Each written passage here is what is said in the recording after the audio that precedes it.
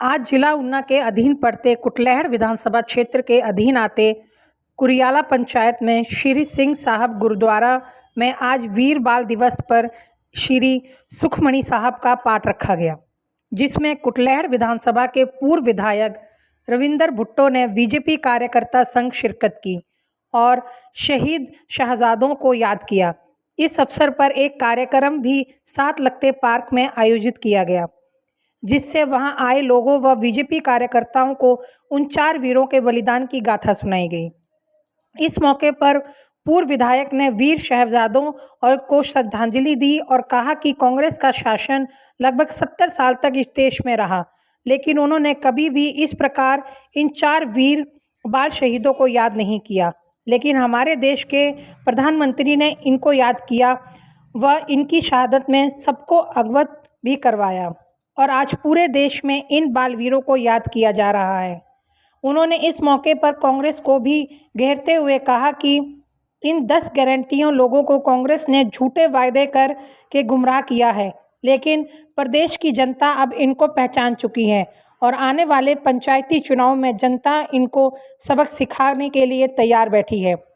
वहीं उन्होंने कहा कि मार्च के बाद कुटलैहड़ की स्थिति को जनता के बीच लाने के लिए मैं पद यात्रा करूंगा और लोगों को कांग्रेस के काले चिट्ठों की जानकारी घर घर तक पहुंचाऊंगा। आज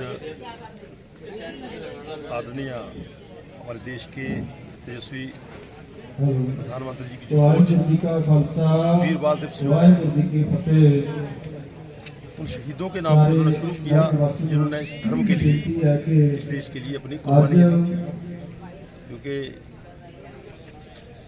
मैं इसमें राजनीति की बात नहीं करूँगा, पर मैं सिर्फ ये जना जरूर कहूँगा जिन लोगों ने 70 वर्ष राज किया, क्या उनको कभी याद ही नहीं आई? आज अगर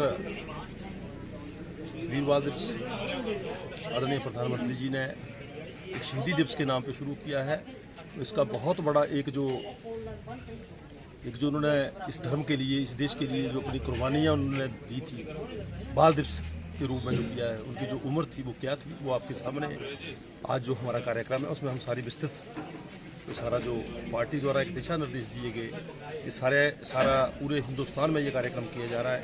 और हमारे यहाँ सारे पार्टी के जितने भी पदाधिकारी हैं निचले क्षेत्र से, ये 2 जगह हमने कार्यक्रम पार्टी ने रखा है, एक नीचे एक ऊपर, और इसमें सारी विस्तृत जानकारी जो है हमारे पार्टी के जो प्रमुख लोग यहाँ हमारे बीच, पार्टी के सारे वरिष्ठ नेता, वरिष्ठ जो कार्यकर्ता और खास करके महिला जो कार्यकर्ता यहाँ आए हैं, उसकी जो विस्तृत जानकारी वो हम जो कार्यक्रम शुरू होगा उसके बाद देंगे। दूसरा आपने और भी, मैं तो आपके इस चैनल के माध्यम से इतना ही कहूँगा कि इस बार कुटलैहड़ क्षेत्र में पिछले 2 वर्षों में लगभग 14 महीने मुझे भी काम करने का मौका मिला।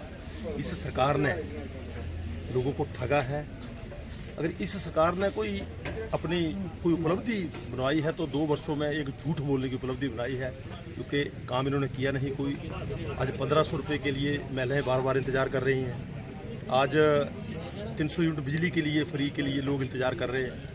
आज 2 रुपये के गोबर के लिए लोग इनका इंतज़ार कर रहे हैं। ये तो जब चुनाव पंचायतों को आएंगे उसमें इनको आटे दाव का भाव जो पता चल जाएगा, क्योंकि कांग्रेस पार्टी की जो सत्ता, झूठ बोल के कांग्रेस पार्टी सत्ता में आई थी, उन्होंने एक भी गारंटी, जो लोग ये कह रहे हैं कि हमने 5 गारंटियाँ पूरी कर दी, हाँ मैं मान सकता हूँ, उन्होंने अपनी गारंटियाँ पूरी करनी जरूर शुरू कर दी हैं। क्योंकि पिछले दिनों लगभग पिछले 3.5 महीनों से एक हमारे इस क्षेत्र में IPS का एक पंप ऑपरेटर और मल्टीटास्क वर्करों के लिए एक टेस्ट हुआ था। आज PWD के जो टेंडर जो हुए हैं प्रधानमंत्री ग्रामीण सड़क योजना के, लगभग उसमें 60 करोड़ रुपए जो हमें हमारी इस विधानसभा को मिला है, उसके जो काम है, जो टेंडर हुए थे वो भी स्टे हो गए हैं। और किन कारणों से स्टे हुए हैं पूरा कुटलैहड़ जानता है। और लगातार PWD में जो धांधलियाँ हो रही है, सबका चिट्ठा हम तैयार कर रहे हैं। मार्च महीने के बाद जो इसका पूरा हम पद यात्रा शुरू करेंगे, उसमें सारा रिकॉर्ड देंगे कि क्या क्या ये लोग कर रहे हैं। क्योंकि ये निकम्मी और नकारी सरकार थी। इस सरकार ने जो लोगों से वादे किए थे, एक भी वादा पूरा नहीं किया। झूठ बोलने के सिवा प्रदेश के मुख्यमंत्री जी ने पहला रिकॉर्ड बना दिया कि झूठ बोलने के सिवा सरकार ने कुछ नहीं किया। जहाँ हर जगह झूठ ही बिकता है इनका, हर दिन नया झूठ लेके आते हैं। और एक भी, अब रोज कहते हैं कि हमने 5 गारंटियां पूरी कर दी। कौन सी गारंटियां पूरी कर दी आपने तो कहा था 1 वर्ष में युवाओं को 1 लाख रोजगार देंगे हम।